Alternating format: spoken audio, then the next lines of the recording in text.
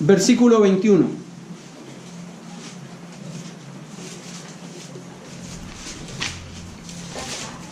Y les quiero pedir lo siguiente: cuando tenga el texto, póngase en pie. Vamos a leer juntos este texto, pero en realidad lo vamos a hacer de manera alternada. Y vamos a leer hasta el final del capítulo, hasta el versículo 48. ¿Tienen tiempo hoy? ¿Sí? Como para estudiar toda esta sección. ¿Se imaginan? Ojalá. Saldríamos el jueves. Vamos a leer desde el verso 21 hasta el verso 48 en el día de hoy. Y lo vamos a hacer de manera alternada. Yo voy a leer el verso 21, usted el 22 y así vamos uno a uno. ¿Les parece?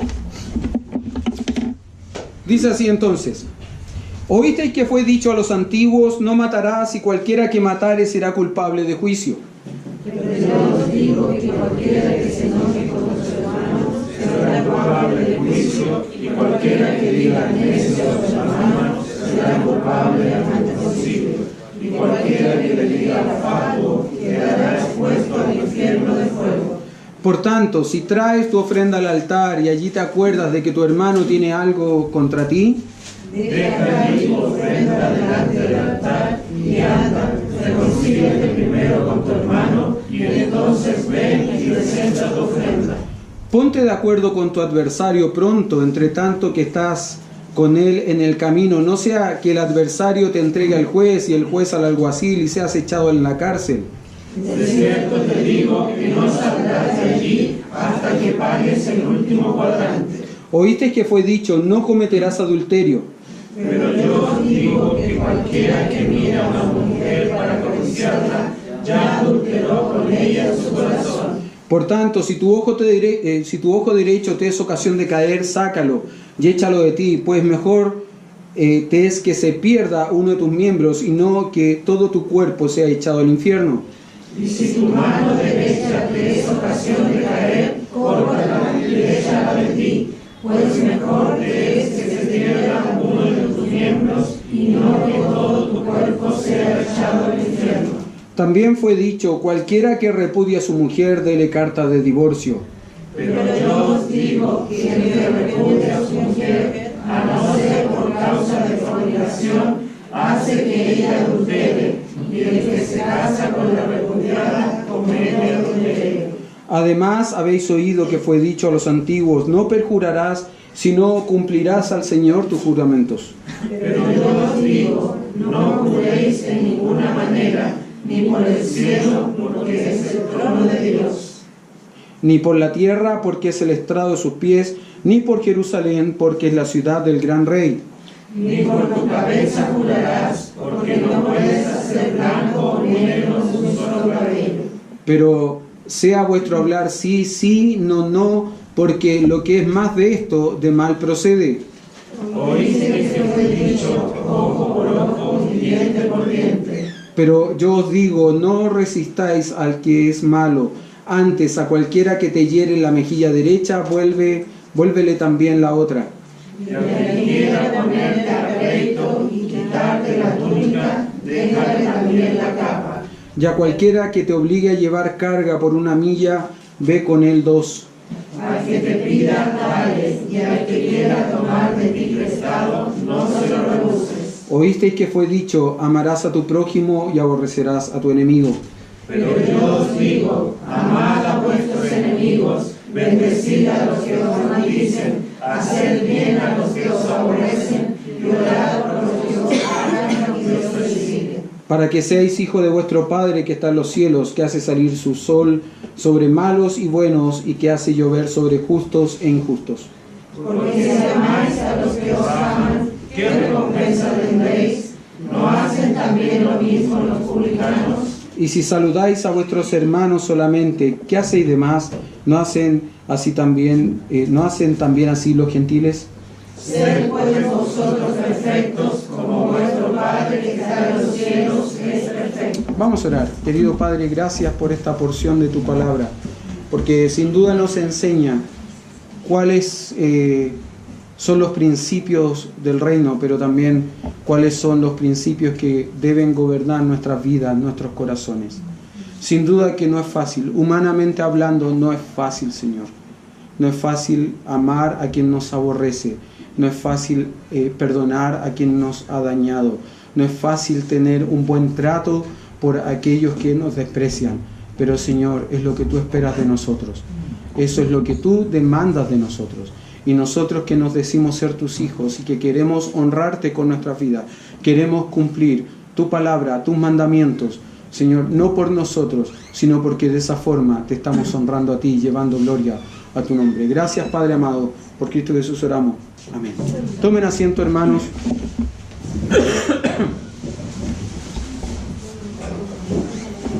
Hace un par de semanas atrás, antes de que viniese el pastor Camilo Encina para compartirnos acerca de su ministerio la semana pasada, quedamos y estuvimos estudiando dentro de la sección del Sermón del Monte cuál era la relación de Cristo con la ley. ¿Recuerda que el Señor Jesús le va a decir a quienes les está enseñando, a quienes son su auditorio y les están escuchando?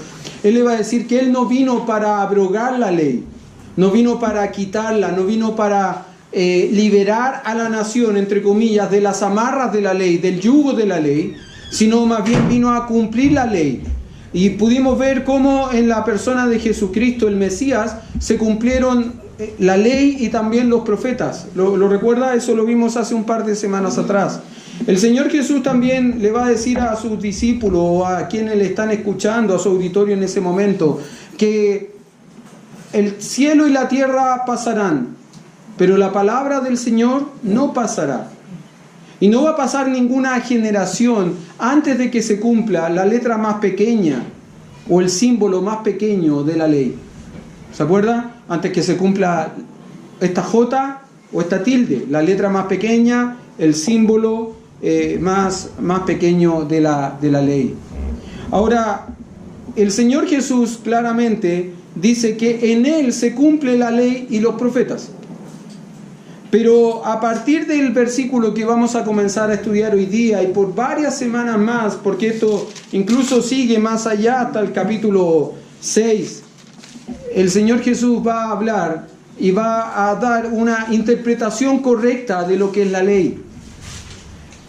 Y Él lo va a hacer a partir de una frase que está escrita acá atrás y que se va a repetir casi literalmente en muchas secciones, en muchas porciones que hoy hemos leído.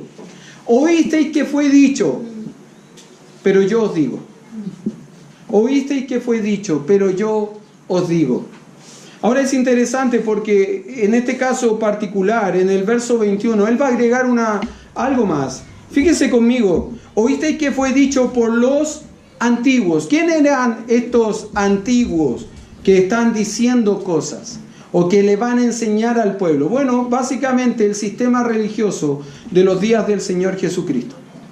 Quiero decir algo, en los días del Señor Jesucristo, las tradiciones humanas, las enseñanzas de hombres, habían cobrado tal notoriedad, habían cobrado tal importancia, que incluso algunas enseñanzas y tradiciones humanas tenían mayor validez o mayor importancia incluso que la misma palabra del Señor. Pero el Señor Jesús, que está enseñando y que está cambiando paradigmas al pueblo, le está cambiando el modo de pensar a la gente, va a decir algo interesante, ¿no? Oísteis que fue dicho por los antiguos, por aquellos que han reinterpretado la ley, por aquellos que han enseñado y han agregado sus propias interpretaciones, y lo vamos a notar hoy en el pasaje que vamos a estudiar. Le han agregado a la ley su propia interpretación. Oísteis que fue dicho por ellos, pero, que es un contraste. El pero en la Biblia, hermano, siempre es un contraste. Es la idea de que usted lleva un sentido, una dirección, pero debe volver en la dirección correcta. Oísteis que fue dicho por los antiguos. ¿Qué fue lo dicho por los antiguos según el verso 21? No matarás. Ahora la pregunta es, ¿eso fue lo dicho por los antiguos? ¿Ah? Eso no fue lo dicho por los antiguos. Eso fue lo dicho por Dios. Si usted va a Éxodo, vaya conmigo por favor a Éxodo.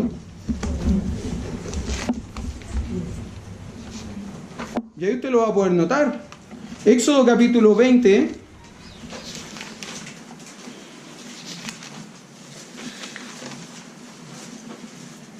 Éxodo capítulo 20, verso 13. El sexto mandamiento dice: no matarás. Por lo tanto, eso no fue lo dicho por los antiguos. De hecho, este mandato se reitera luego en Deuteronomio. Usted sabe que Deuteronomio tiene esa característica, ¿no? La segunda ley. Dios en Deuteronomio reitera la ley. Dios en Deuteronomio reitera la ley. ¿Por qué? Porque la primera generación receptora de la ley ha muerto, ha quedado en el camino, ha quedado en el desierto. Y poco antes de entrar a la tierra prometida hay que repetir la ley a una nueva generación que probablemente no la conoce o no la conoce en detalle. Entonces Deuteronomio, la segunda ley, es la reiteración, como les decía, de esta ley. Y usted, si usted busca en Deuteronomio capítulo 5, Deuteronomio capítulo 5, verso 17, se repite el mandato, el sexto mandato: no matarás. No matarás. De nuevo, ¿oíste que fue dicho por los antiguos? ¿Qué dijeron los antiguos? ¿No matarás? No, ese es el mandato de Dios. ¿Qué es lo dicho por los antiguos? ¿Oíste que fue dicho por los antiguos? No matarás. Y cualquiera que matare será culpable de juicio. Eso fue lo que dijeron los antiguos. Ellos agregaron una interpretación al mandato. Ahora, quiero decir algo. ¿La interpretación afecta al mandato? ¿Lo modifica? ¿Lo cambia? ¿Sí o no? En nada. El mandato sigue vigente. No matarás. Perdón, hace un poquito de calor. El mandato sigue vigente, no lo cambia en nada. La interpretación, ¿no? Básicamente la interpretación lo que hace es regular, normar los pasos a seguir con aquella persona que cometía homicidio. ¿Cuáles eran los pasos a seguir? Bueno, esa persona que cometía homicidio tenía que ser tomada y llevada a un juicio. Iba a caer en un proceso de juicio, de investigación, que iba a terminar irremisiblemente con un veredicto. Esa es la interpretación. Eso es lo que agregan los antiguos en este caso particular a la ley. No matarás. Y cualquiera que cometiese homicidio, cualquiera que matare, dice, será culpable de juicio. Será culpable de juicio. Ahora, ¿se acuerda cómo dice el Señor Jesús, ¿no? Cómo va a reiterar en la aplicación correcta de la ley? ¿Oísteis que fue dicho? Pero yo os digo. ¿Qué es lo que dice el Señor? Verso 22. Pero yo os digo. Y aquí de nuevo les decía, el pero siempre es contraste. Y el Señor Jesús introduce este contraste para marcar la diferencia entre lo que dice la ley, lo que dice la interpretación de los intérpretes de la ley y lo que es la correcta aplicación de la ley. Pero yo os digo, cualquiera que se enoje contra su hermano, ya no solo el que lo mata, ya no solo el que atenta contra la vida de su hermano, quitándosela. Cualquiera que se enoje contra su hermano será culpable de juicio. Y cualquiera que diga necio a su hermano será culpable ante el concilio. Y cualquiera que le diga fatuo quedará expuesto al infierno de fuego. Pero, contraste, yo, Cristo, os digo, ampliando los alcances de la ley y estableciendo el sentido correcto de la ley. Pero yo os digo, ¿qué cosa? Primero, cualquiera que se enoje contra su hermano será culpable de juicio. Recuerde que el Señor Jesús lo que ha hecho hasta ahora será cambiar paradigmas. ¿Se acuerda que Él cambió el paradigma de los bienaventurados? Diciéndole, mire, no solo los dioses con minúscula y los muertos pueden ser bienaventurados. Ustedes también. Cambió el paradigma de la ley. La ley no es lo que enseñan los escribas, no es lo que enseñan los fariseos, no es aquello con lo cual los graban a ustedes sin que ellos mismos sean capaces de cumplirla. No, la ley se cumple en el Mesías, que en este caso era Jesucristo. Está cambiando paradigmas. Y él va a decir, cualquiera que se enoje contra su hermano. Enojarse en este texto es literalmente quien se llena de ira. Quien se llena de ira. ¿Es malo enojarse, hermano? ¿Qué cree usted? Mi esposa me mira con ojos inquisitivos. ¿Es malo enojarse? No, por las razones correctas uno necesita enojarse. Uno no puede ser indiferente y no puede, la persona que no se enoja por las razones correctas, entonces es indiferente a esas cosas. Y pasa por la vida como que no le importa nada. Después llévese las consecuencias, sí. Después llévese las consecuencias. No es malo enojarse. ¿Qué es lo malo? Airarse, llenarse de ira. ¿Por qué? Porque cuando uno se llena de ira, pierde el control. Cuando alguien se llena de ira, pierde el control. Mire conmigo algunos pasajes que hablan justamente de esta palabra de enojo. De enojo. Mateo capítulo 18, verso... Si lo pueden poner en la pantalla mejor, ¿sí? Mateo capítulo 18, verso 34. ¿Cómo dice? Entonces su señor, enojado, le entregó a los verdugos hasta que pagase todo lo que debía. ¿Recuerda la historia? Dos hombres tienen una deuda, uno ante un señor y debe mucho. Y he llevado ante ese señor para que pague la deuda. Pero como no tiene con qué pagar, el señor dictamina, ok, véndanlo, tómenlo a él como esclavo, véndanlo, vendan a su familia hasta que se pague todo. Y él pide y ruega, por favor, no, por favor, no, por favor, no. Y el Señor, movido a misericordia, simplemente, ¿qué es lo que hace? Le perdona la deuda. Y este hombre a quien se le ha perdonado mucha deuda, saliendo de ese lugar, se encuentra con otro que también le debe, pero que le debe algo ínfimo al lado de todo lo que se le ha perdonado a él, ¿no? Y empieza a exigirle a quien le debe que le pague, y este hombre le pide perdón y le dice perdóname y lo manda preso hasta que pague. Enterado el Señor, ¿qué es lo que hace? Eso. Me lo cambiaron, pues. Era hasta el 34, no es. Entonces su señor, enojado, le entregó a los verdugos hasta que pagase todo lo que debía. Esta es una gran lección, hermano. Es una gran enseñanza que habla del perdón. Nosotros generalmente olvidamos cuánto el Señor nos ha perdonado. Comparativamente, todo lo que el Señor nos ha perdonado es perdón. Comparativamente, lo que nosotros tenemos que perdonarle a gente que nos ha ofendido es nada al lado de todo lo que el Señor nos ha perdonado a nosotros. ¿Se imagina que el Señor actuase como este Señor con nosotros? La cosa cambiaría, ¿no? Si nosotros tuviésemos esta relación, esta clara comprensión, las cosas cambiarían para nosotros. Seríamos más prontos para perdonar. Sigue el texto, no este texto, otro texto. Mateo capítulo 22, verso 7. Estamos viendo el uso de la palabra enojo. Al oírlo el rey se enojó y enviando sus ejércitos destruyó a aquellos homicidas y quemó la ciudad. Al oírlo el rey se enojó y enviando sus ejércitos destruyó a aquellos homicidas y quemó la ciudad. Hermano, quiero que note esto. Al oírlo el rey se llenó de ira. Ira. Ira. Y la ira, ¿en qué resultó? Que enviase a sus ejércitos para destruir no solo a los homicidas, sino también a la ciudad. Otro pasaje, Hechos capítulo 19, verso 28.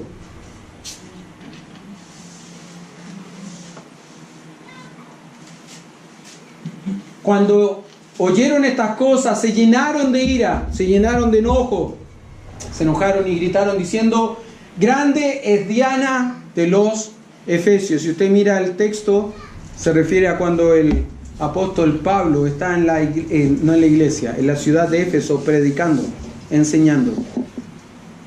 Y lógicamente, bueno, si usted conoce la historia, ve el contexto, quienes incitan a toda esta lucha son artesanos, orfebres, que al ver cómo gente se convierte al Señor, va a dejar de lado a Diana de los Efesios y el producto de su ganancia se va a esfumar. Entonces incitan una rebelión en la ciudad, que resulta, entre otras cosas, en la prisión de Pablo y en su flagelación. Seguimos.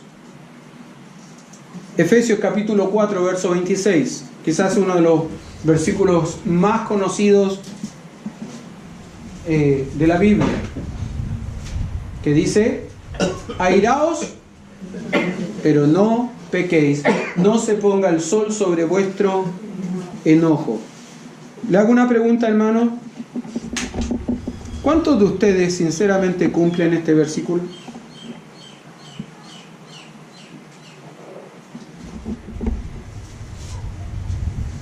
Airaos, pero no pequéis, no se ponga el sol sobre vuestro enojo. No pasen de un día para otro con un enojo.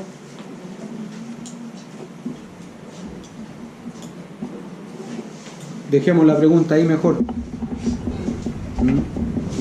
Note cómo el Señor Jesús, de nuevo, está cambiando el paradigma, ¿no? Y ya no solo es culpable de juicio, ya no solo es merecedor de juicio quien mata a otro, sino también ahora es quien se llena de ira contra un hermano.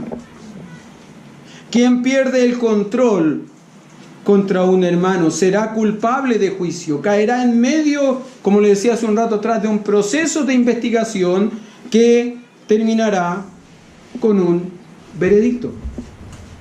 Cualquiera que se enoje contra su hermano. Y sigue el texto y dice: y cualquiera que diga necio a su hermano. ¿Qué es necio? ¿Qué significa necio? Fue interesante porque aquí aparecen dos palabras. Cualquiera que le diga necio, y después dice cualquiera que le diga fatuo. ¿Son lo mismo? ¿Son sinónimos? ¿Son palabras distintas? Bueno, estuve mirando un poco en un diccionario bíblico que tengo y me di cuenta que son cosas distintas. Necio, hermano, necio aquí es una palabra que indica menosprecio. En realidad las dos indican menosprecio, ya, por la otra persona. Cualquiera que le dice necio a su hermano, cualquiera que le dice fatuo a su hermano, está mirando a esa persona con menosprecio. Pero los alcances de cada palabra son distintos. Necio se puede traducir literalmente como vacío. Es como que alguien le dijese a otro: eres un cabeza hueca, tienes aire en el cerebro. O sea, ¿qué tienes? Nada. Es ofensivo, ¿no? Sí. Fatuo es más ofensivo, sí. Es eso, literalmente es eso. Es menosprecio. ¿Saben lo lamentable de esto? Que cada persona que mira a otro y le dice necio, lo hace desde una posición de aparente superioridad. Yo soy más que tú. Tú eres un cabeza hueca. Yo no, yo tengo algo en la cabeza. Esa es la idea. Ahora, quiero decirle esto. No eres necio por falta de capacidad intelectual. Eres necio por falta de interés, por flojera, porque no quieres aprender. ¿Se acuerda el proverbio? Corrige al sabio y te amará. ¿Se acuerda? ¿Qué pasa con el necio cuando es corregido? Aborrece, ¿no? ¿Por qué? Porque no quiere aprender, no quiere avanzar. No porque no tenga la capacidad de hacerlo, porque la tiene, no tiene el interés de hacerlo. Bueno, el Señor Jesús le va a decir a su auditorio: cualquiera que le diga a su hermano necio, cualquiera que le diga a su hermano necio será responsable ante el concilio. ¿Y quién es el concilio aquí?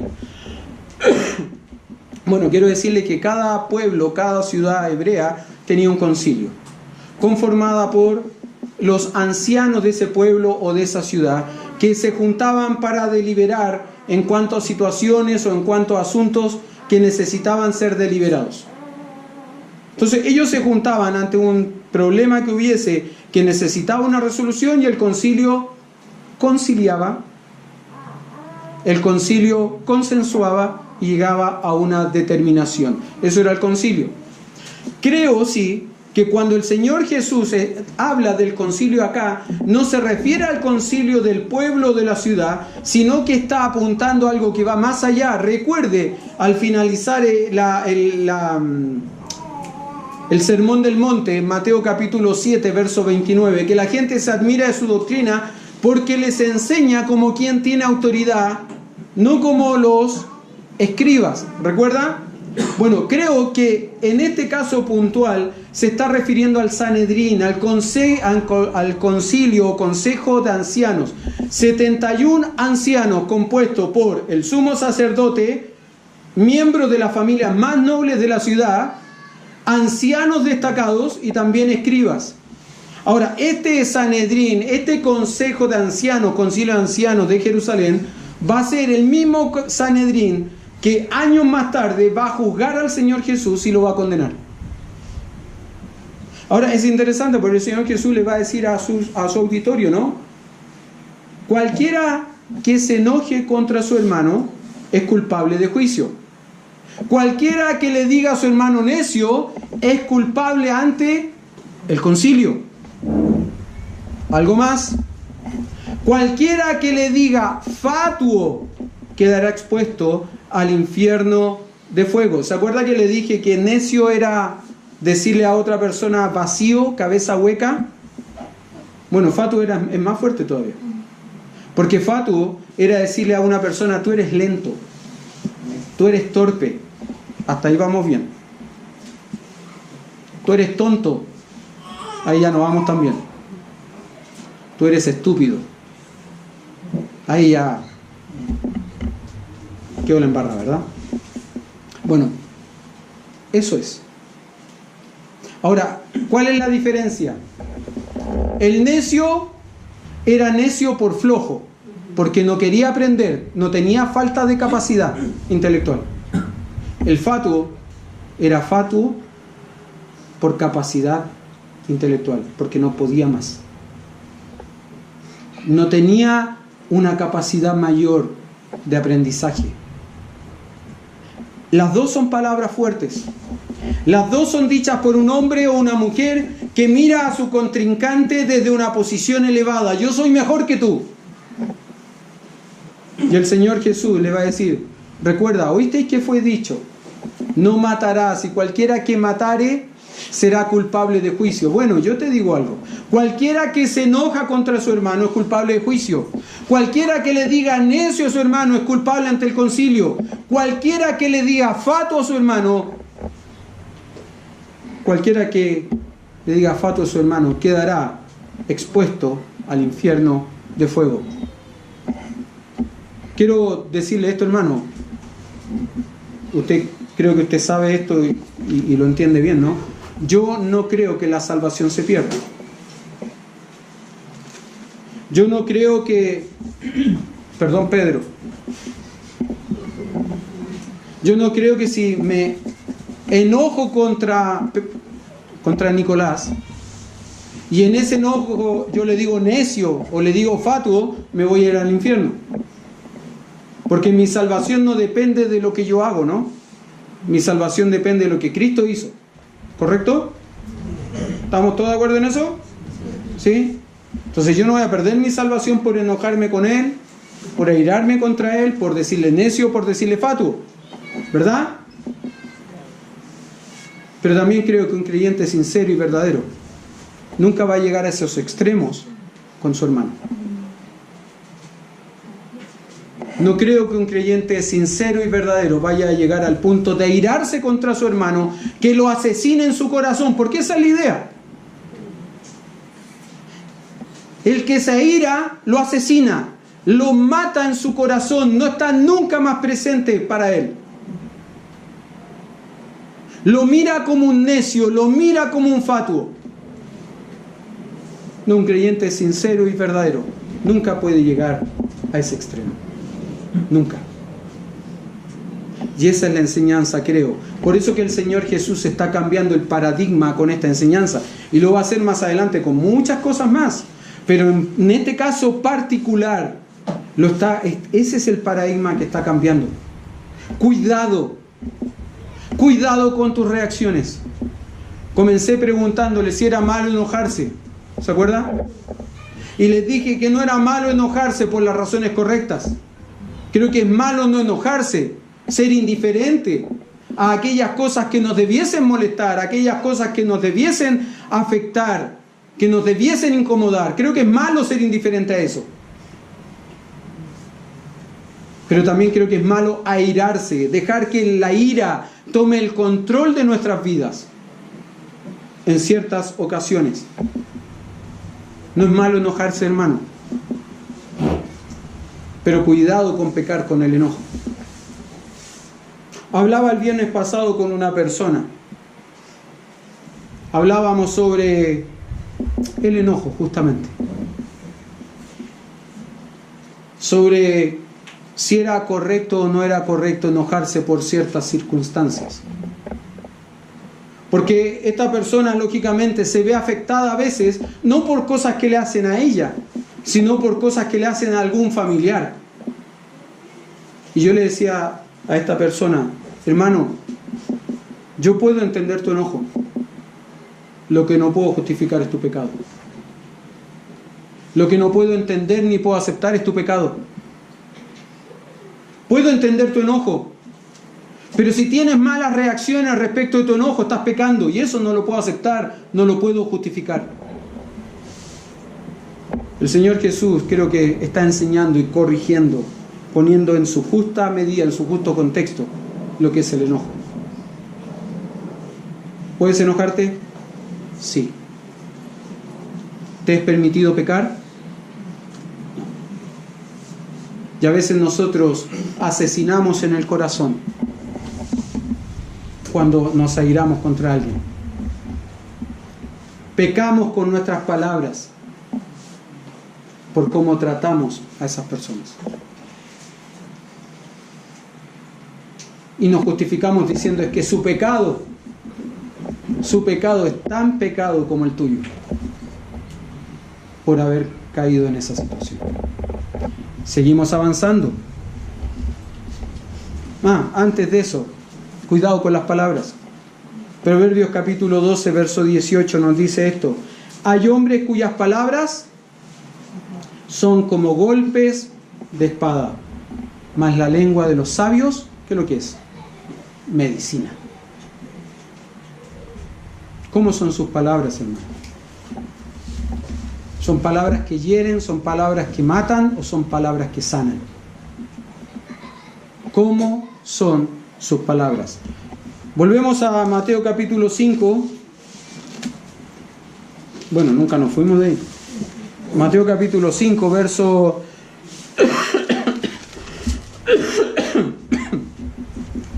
verso 23.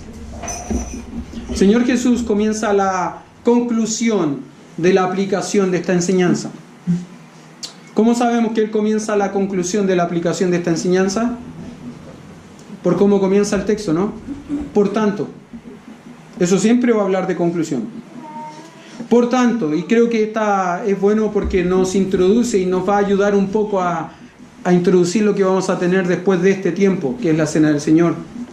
Por tanto, dice, si traes tu ofrenda al altar y allí te acuerdas de que tu hermano tiene algo contra ti, deja allí tu ofrenda delante del altar y anda, reconcíliate primero con tu hermano y entonces ven y presenta tu ofrenda. Déjeme notar con usted dos cosas, por medio de dos preguntas.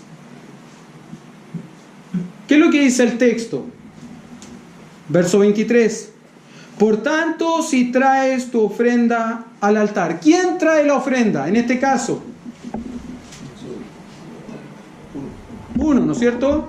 ¿Estamos de acuerdo en eso? Si usted trae su ofrenda al altar, si yo traigo mi ofrenda al altar, ¿no es cierto? Y ¿allí dónde? En el altar. Allí en el altar me acuerdo de que mi hermano tiene algo contra mí. ¿Quién tiene algo contra quién? El hermano, ¿no? ¿Quién está trayendo la ofrenda? Yo. ¿Quién está enojado en este caso? ¿Quién está molesto en este caso? El hermano, no yo, ¿no? ¿Estamos todos de acuerdo en eso? ¿Sí? Mire, veo poco, pero mueva su cabecita, por favor, para saber que está de acuerdo conmigo. ¿Ya? Le prometo que los veo a todos borrosos. ¿Ya? Pero es que si no los veo borrosos a ustedes, veo borroso el texto, entonces prefiero ver claro el texto. ¿Ya? Entonces, si vengo ante el altar con mi ofrenda y allí me acuerdo que mi hermano tiene algo contra mí, vale decir, ¿quién está enojado? El hermano, ¿verdad? ¿Qué debo hacer yo? Según el texto, dejar la ofrenda allí en el altar, no ofrecerla. Dejar la ofrenda e ir donde quién, donde mi hermano, y hacer qué. ¿Qué te dice el mundo? ¿Tiene algo él contra ti? Sí, que venga y te pida perdón, po. Él es el del problema, no tú. Eso dice el mundo, ¿no? ¿Qué dice el Señor? Busca la reconciliación.